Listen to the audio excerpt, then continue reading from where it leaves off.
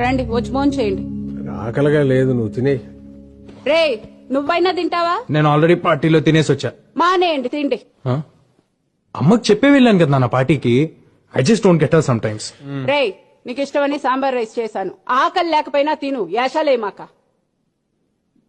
అమ్మ నాకు అసలు అర్థం కాదు నాన్న. ఇప్పుడే తిట్టింది, మళ్ళీ ఫుడ్ అంట.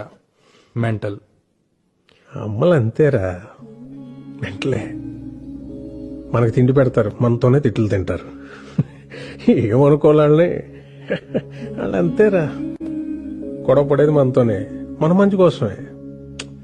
మనం దాన్ని చేదస్తాం అనుకుంటాం, వాళ్ళు దాని బాధ్యత అనుకుంటారు. కరెక్ట్.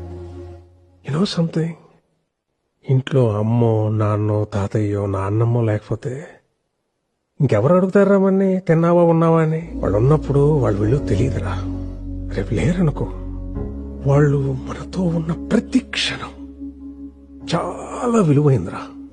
Treasure it. సారీ నాన్న, ఇందాక అమ్మ సడన్ గా తిట్టేసిందని. తిడతారా, పెద్దవాళ్ళు అన్నాక తిడతారు, పడతాం. ఏమైంది? ఈగో ఎందుకు మనకి? అన్నది మనోళ్లేగా, మన కోసమేగా.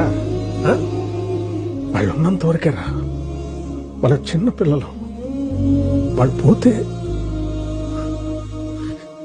మన బాల్యం కూడా వాళ్ళతో తీసుకుపోతారా.